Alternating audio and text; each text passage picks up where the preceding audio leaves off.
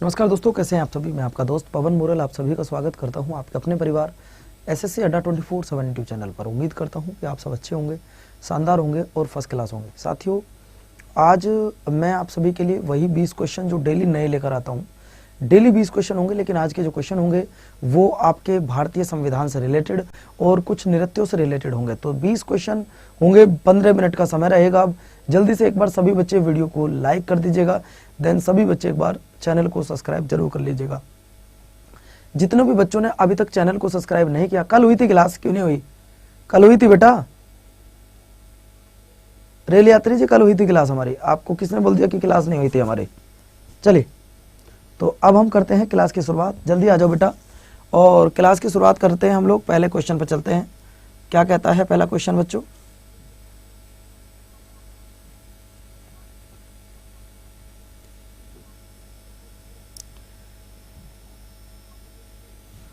चलिए, पहला सवाल आपकी स्क्रीन पर ये रहा। बोलो बच्चों, आपको बताना है मेरे प्यारे साथियों। बड़ा अच्छा सवाल है, कई बार पेपर में पूछा गया सवाल है, और मुझे उम्मीद है कि ये सवाल आगे भी आपके पेपर में पूछा जाता रहेगा। ये वो भारतीय संविधान का सवाल है जहां से एग्जामिनर को पता नहीं क्यों इतना लगाव है इस एक सवाल से, पता नहीं क्यों इस सवाल को इतना पूछता है। तो बच्चों, आपको घबराना नहीं है, आपको घबराना नहीं है और इसका जवाब देना है। सवाल देखिए, भारत के संविधान में निम्नलिखित में से कौन सा अनुच्छेद अस्पृश्यता का उन्मूलन करता है? अस्पृश्यता यानी कि अनटचबिलिटी। अनटचबिलिटी, जल्दी बताओ बेटा। अनटचबिलिटी मैं क्यों लेकर आता हूं इस सवाल को डेली दूसरे तीसरे दिन? इसलिए क्योंकि मुझे ये कम से कम 50 बार पेपर में मैंने इस सवाल को देखा। अपने छोटी सी लाइफ में 50 पेपरों में मैं इस सवाल को देख चुका हूं। यानी कि हमारे संविधान का अनुच्छेद नंबर 17 ये अनटचबिलिटी का उदाहरण है। इसमें अगर मैं आपसे पूछूं कि भारतीय नागरिक को 6 प्रकार की स्वतंत्रता किस आर्टिकल में दी गई है? 6 प्रकार की स्वतंत्रता किस आर्टिकल में दी गई है बच्चों? 6 टाइप ऑफ फ्रीडम किस आर्टिकल में, जरा बताना। 6 टाइप ऑफ फ्रीडम, 6 प्रकार की स्वतंत्रता किस आर्टिकल में दी गई है? 6 टाइप ऑफ फ्रीडम। शिवानी, मां की लाडली, बताओ बच्चों। गौरव सिंह, आशीष यादव, आपका बिल्कुल ठीक है। यानी कि 6 प्रकार की स्वतंत्रता आपके अनुच्छेद नंबर 19 में दी गई है। दूसरा पॉइंट, अगर मैं आपसे पूछूं उपाधियों का अंत किस अनुच्छेद में है? उपाधियों का अंत किस अनुच्छेद में? बोलो, उपाधियों का अंत किस अनुच्छेद में? बोलना जरा, उपाधियों का अंत किस अनुच्छेद में है, ये मुझे बताओ। आपको बताना है कि 6 प्रकार की स्वतंत्रता किस अनुच्छेद में है, तो अनुच्छेद नंबर 19। और उपाधियों का अंत किस अनुच्छेद में है, ये तुमको और बताना होगा। उपाधियों का अंत, एक ही सवाल करा रहा हूं, उससे फर्क नहीं पड़ता, लेकिन इस एक सवाल में कितने सवाल कराऊंगा ये मैं जानता हूं। उपाधियों का अंत अनुच्छेद नंबर 18, अनुच्छेद नंबर 18। ठीक है बच्चों, अगला सवाल देखो। देखिए, अमुक्त माल्यवाद को किसने लिखा था? अमुक्त माल्यवाद को किसने लिखा था? ये 2 किताबें हैं बच्चों, दोनों ही वेरी इंपॉर्टेंट है। स्टैटिक जीके का ये मेन टॉपिक है, स्टैटिक जीके का मेन टॉपिक है ये किताब है। यानी कि बुक एंड ऑथर जो है ना बेटा, ये बहुत इंपॉर्टेंट टॉपिक है। यानी कि अमुक्त माल्यवाद, और एक और किताब है जामवंती कल्याणम, एक और किताब है जामवंती कल्याणम, जामवंती कल्याणम। ये 2 किताब है। आपको बताना है कि इन किताबों को किसने लिखा है। पहली किताब अमुक्त माल्यवाद, दूसरी किताब जामवंती कल्याणम। दोनों को लिखने वाले कौन थे? दोनों को लिखने वाले थे बेटा कृष्ण देव राय। कौन थे? कृष्ण देव राय। बात समझ में आ गई? कौन थे भैया इनको लिखने वाले? ये स्टैटिक जीके के सबसे टॉप के टॉपिक हैं जो जल्दी पूछे जाते हैं, जिनमें से एक आपका किताब है, दूसरा आपका अनुच्छेद है ना। एक मुझे बताओ कि हरिहर बुक्का ने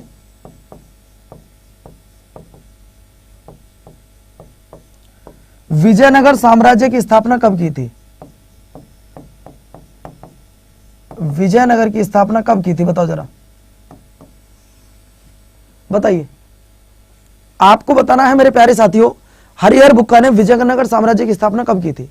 ये एमटीएस में आते हैं, बिल्कुल एमटीएस, सीजीएल, सीएचएसएल, इन सब में आए सवाल। ये आपको बता देना चाहता हूं भैया कि हरिहर बुक्का ने विजयनगर साम्राज्य की स्थापना 1236 वाले गलत है, 1326 वाले भी गलत हैं।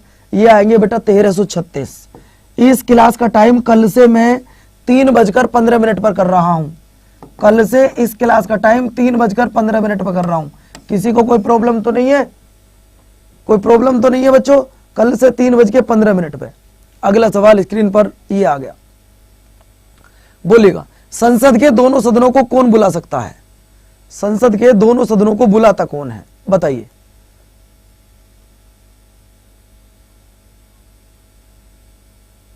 संदीप गुजर बेटा अभी तो कोई ऐसा बैच नहीं है। चलिए आपको बताना है कि संसद के दोनों सदनों को बुला कौन सकता है, जरा मुझे बताओ जल्दी से। प्रधानमंत्री, वक्ता या फिर वक्ता मतलब स्पीकर, लोकसभा अध्यक्ष बुला सकता है, उपाध्यक्ष या फिर प्रेसिडेंट। तो भैया बुलाने का अधिकार सिर्फ किसको होता है? ये होता है प्रेसिडेंट को। और जब भी संसद के दोनों सदन बुलाए जाते हैं तो उसे बोलते हैं बच्चों, ध्यान रखना, क्या उसे बोलते हैं? संयुक्त अधिवेशन। उसे क्या बोलते हैं? उसे बोलते हैं संयुक्त अधिवेशन। जब भी संसद के दोनों सदन बुलाए जाते हैं। और ये ध्यान रखना, संयुक्त अधिवेशन से 4 सवाल आते हैं। मैं ऑफलाइन पिन कर दूंगा बेटा उसका कमेंट्स। ये बताओ मुझे, संयुक्त अधिवेशन किस आर्टिकल में है? पहला सवाल, संयुक्त अधिवेशन किस आर्टिकल में है और क्यों बुलाया जाता है और कौन अध्यक्षता करता है? कौन अध्यक्षता करता है? ये 3 सवाल बताइए।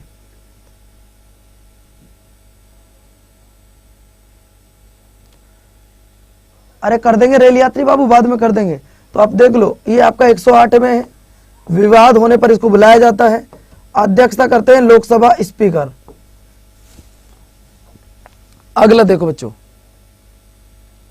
हड़प नीति, डॉक्ट्राइन ऑफ लैप्स कौन लेकर आया था?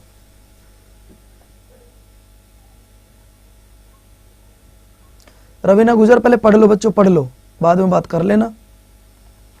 मैं आपको बता रहा हूं कि रोज्य हड़प नीति को हमारे भारत में कौन लेकर आया था, ये बताओ।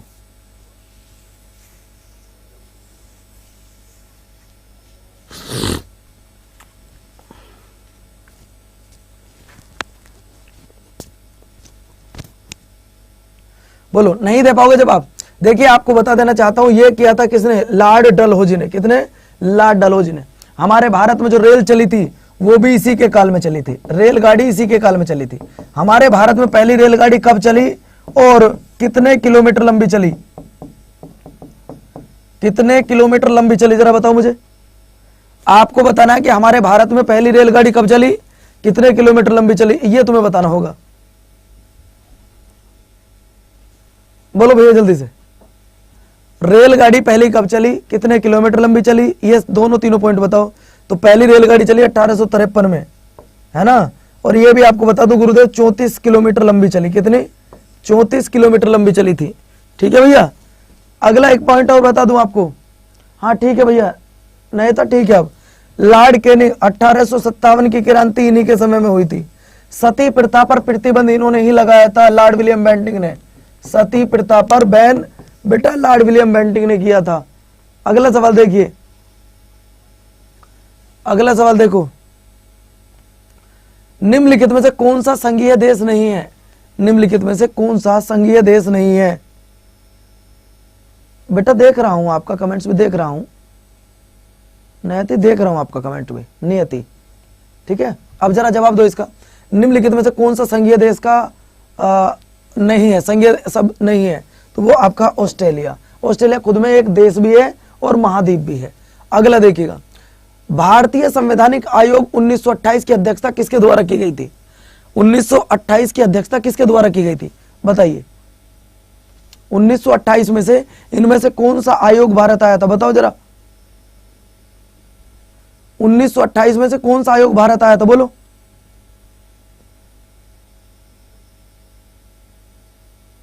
आप किसी भी एग्जाम की तैयारी करो, ये क्लास से जहां मैं 20 क्वेश्चन कराता हूं 20 मिनट में, 20 क्वेश्चन 20 मिनट।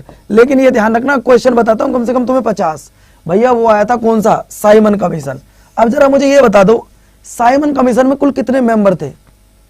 अगर मैं आपसे पूछूं भाई साइमन कमीशन के मेंबर बताओ कितने थे, तो आपका जवाब क्या आएगा? साइमन कमीशन के मेंबर बताओ वो कितने थे? बोलो दोस्तों, साइमन कमीशन के कुल मिलाकर कितने मेंबर थे, ये तुम्हें बताना है। तो भैया साइमन कमीशन में मात्र और मात्र 7 मेंबर थे। कितने थे? 7 मेंबर थे। और ये भी ध्यान रखना, 7 ही इंग्लिश थे। 7 ही कैसे थे बेटा? ध्यान रखना, अंग्रेज थे। इसीलिए उनका पूरे भारत में विरोध हो रहा था और गो बैक टू साइमन के नारे चल रहे थे, साइमन गो बैक। अगला देखिए, अगला सवाल आता है आपकी स्क्रीन पर, निम्नलिखित में से किसे लोकप्रिय कक्ष कहा जाता है? निम्नलिखित में से किसे लोकप्रिय कक्ष कहा जाता है या लोगों का सदन कहा जाता है, या लोगों का सदन या जनप्रिय सदन कहा जाता है? बताओ जरा, उसे लोकप्रिय सदन, जनप्रिय सदन कहा जाता है? बोलो। ये है तुम्हारी तैयारी, ऐसी चल रही है तुम्हारी तैयारी, ऐसे करोगे सिलेक्शन, ऐसे होगा सिलेक्शन जैसे आप चाह रहे हो? नहीं होगा इस तरीके से। दोस्तों ये कहा जाता है लोकसभा को। किसको? लोकसभा को कहा जाता है। हमारी लोकसभा की अगर मैं बात करूं तो बेटा आप सभी जानते हैं भारत देश में जो पहली लोकसभा बनी थी वो 1951-52 में बनी थी। तब 1951-52 बनी, तब इसमें 500 मेंबर हुआ करते थे, लेकिन 1956 में इसमें 525 मेंबर हो गए। 1943 में 1973 में बेटा यहाँ आपके 545 मेंबर हो गए। 1987 में आपके 552 मेंबर हो गए। 2020 में आपके फिर से 550 मेंबर हो गए। ये बात आप ध्यान रखना, 2020 में फिर से आपके कितने मेंबर हो गए? 550। तो लोकसभा में हाईएस्ट मेंबर 550 हो सकते हैं। अगला चलिए, बताओ 1964 में जवाहरलाल नेहरू की मृत्यु के बाद भारत के कार्यकारी प्रधानमंत्री कौन बने थे? यानी कि जब इनकी मृत्यु हो गई थी तब किसको प्रधानमंत्री बनाया गया था? बताओ।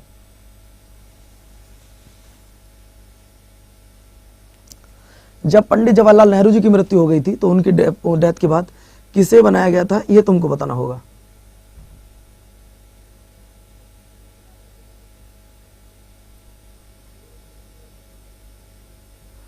नहीं पता? अरे यार वीपी सिंह नहीं बने, मोरारजी देसाई नहीं बने, तो भैया बना कौन? पर गुलजारी लाल नंदा बना। अगला देखिए, अगला देखो, निम्नलिखित में कौन सबसे लंबे समय तक रहने वाले भारत के राष्ट्रपति हैं? मतलब भारत के राष्ट्रपति कौन सबसे अधिक समय तक बने थे? बताओ जरा।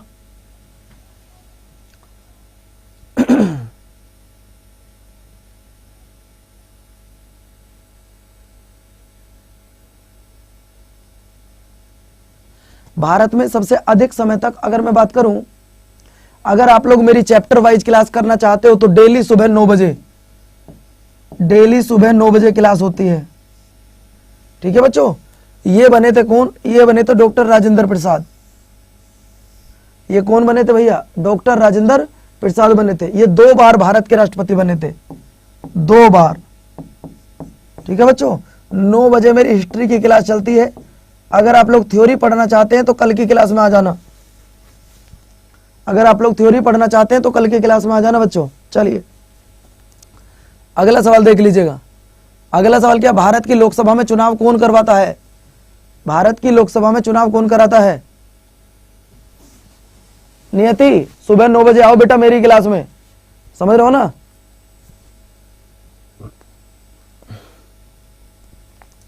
भारत में लोकसभा के चुनाव कौन करवाता है ये तुम्हें बताना होगा। देखो अगर मैं लोकसभा के चुनाव की बात करूं तो दोस्तों लोकसभा के चुनाव ना तो संसद कराती है ना संघ लोक सेवा आयोग कराता है, इलेक्शन कमीशन कराता है। बेटा कौन कराता है? Election commission. अगर आपसे पूछे इलेक्शन कमीशन किस आर्टिकल में आता है, अगर आर्टिकल पूछे तो आर्टिकल नंबर 324 से लेकर 329 तक आता है। जल्दी चलो बेटा, अभी 10 क्वेश्चन हुए मात्र, मिनट होगी 12 13, जल्दी चलते हैं। अब 73वें संविधान संशोधन से कौन सा भाग जोड़ा गया? तो आपको पता है 73वां संविधान संशोधन हुआ 1993 में। कब हुआ? 1993 में। ठीक है बच्चों? और इसके दौरान जोड़ा गया 9वां भाग। कौन सा जोड़ा गया बच्चों? 9वां भाग। अगला देखिए, शिवाजी पर पेशवाओं की विजय के बाद मराठा साम्राज्य की राजधानी क्या रखी गई थी? जरा बताइएगा। आपको बता देना चाहता हूं गुरुजी, रखी गई थी आपकी क्या? पूना। अगला चलिए, आपको बताना किस अनुच्छेद के तहत भारत के प्रत्येक नागरिक को स्वास्थ्य की अधिकारिता दी गई है? बोलो जरा, इस प्रश्न का जवाब क्या आएगा? अगर तुमने ये बता दिया ना तो मुझे लग रहा है कि तुम्हारा दिमाग सही काम कर रहा है, अगर तुमने इस प्रश्न का सही जवाब दे दिया। तो बच्चे आपको बता देता हूं, वो है आर्टिकल नंबर 21। अगला देखिए, अगला है शिवाजी और सेवराय के बीच में बेटे का नाम पर रखा। शिवाजी और सोयराय बाई ने अपने बेटे का नाम क्या रखा था? तो आप सबको पता है गुरुजी, वो था आपका राजा राम। राजा राम और शंभूजी इनके 2 पुत्र हुआ करते थे। अगला देखिए, भारतीय संविधान के किस भाग में मौलिक अधिकारों की सूची है? मौलिक अधिकार किस भाग में, जरा बताओ।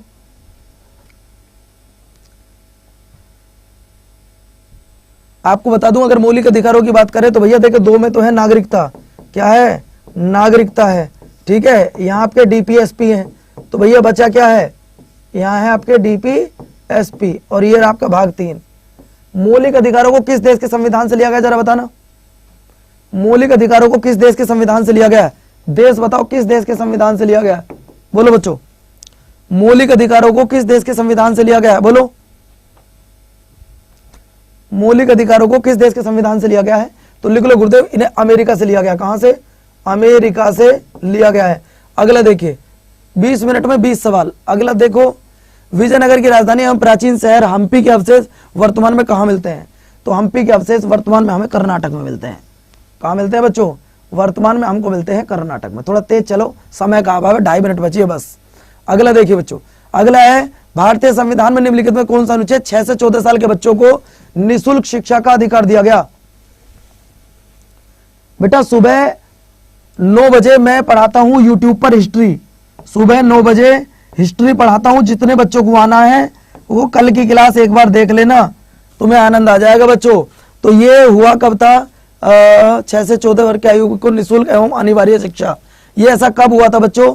इनके लिए जोड़ा गया था, तो इसे 86वां संविधान संशोधन 2002 में करके जोड़ा गया था, अनुच्छेद नंबर 21 के क में।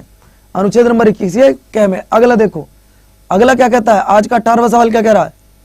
18वां कह रहा है 18वीं सदी के स्वतंत्र सेनानी वीर पंडाय कट्टाउम्बी किस वर्तमान राज्य से थे? भैया किससे थे? तो गुरुदेव ये थे आपके किससे? तमिलनाडु। अगला देखिए, भारतीय संविधान के अनुच्छेद के अंतर्गत राष्ट्रीय महत्व तथा ऐतिहासिक हितों में प्रत्येक स्मारक का रक्षा करना किस आर्टिकल में आता है? तो बच्चों देखिए 46, 48, 49, 50। गुरुजी ये आता है आपका 49 में। आज का लास्ट सवाल ये रहा आपके सामने, निम्नलिखित में से कौन सा स्मारक सही?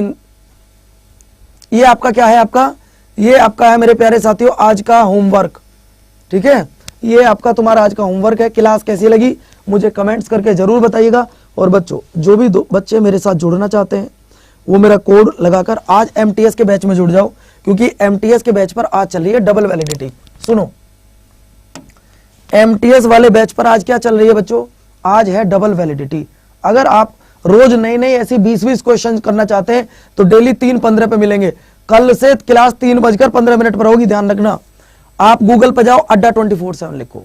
गूगल पर जाओ, अड्डा 24/7 लिखो, हमारी वेबसाइट ओपन हो जाती है। जैसे ही वेबसाइट ओपन करते हैं तो ऑल कोर्स आएगा, सेलेक्ट कर लो। ऑल कोर्स को जैसे ही आप सेलेक्ट करोगे तो तुरंत यहां पे लिखा एसएससी एमटीएस है। एसएससी एमटीएस, तो बच्चों देखिए एसएससी एमटीएस का महापैक ये आज रात 12 बजे तक, ये आज रात 12 बजे तुम्हें डबल वैलिडिटी पर मिलेगा।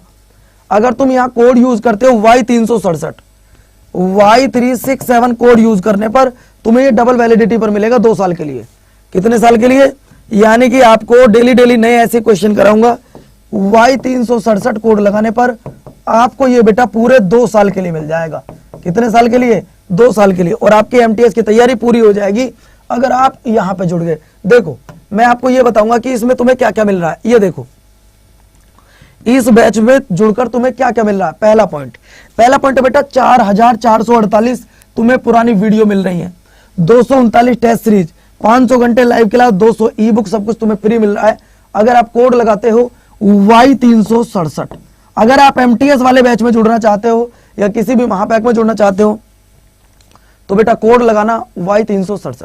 तो ठीक है दोस्तों, थैंक यू, धन्यवाद, नमस्कार, जय हिंद। कल 3:15 पे बेटा, कल 3:15 पे। Bye bye.